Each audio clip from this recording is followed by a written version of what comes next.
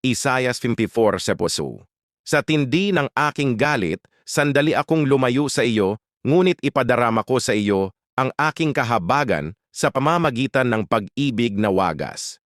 Iyan ang sabi ni Yahweh na magliligtas sa iyo. Ang kanyang galit ay saglit lamang, pero kailan matatapos ang wagas na pag-ibig niya na nagre-resulta ng kahabagan? Malaking kaginhawaan sa isang tao ang makakaunawa ng kanyang salita. Galit ang Diyos sa iyong kasalanan, hindi sa iyo. Hinarap niya ang iyong kasalanan minsan lang at hanggang magpakailanman na iyon. At 2,000 taon na ang nakakalipas nung nangyayari ito. Sa krus, siya na hindi nakakilala ng kasalanan ay naging makasalanan para sa atin upang ang kasalanan ay lubos na mahatulan sa kanya. Kinuha niya ang kasalanan ng sanlibutan at inilagay sa kanyang katawan at ininom ang saro ng galit ng Diyos hanggang sa ito ay maubos.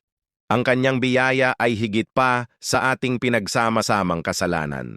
Walang ni isa man nagawa natin ang karapat-dapat sa kanyang pabor.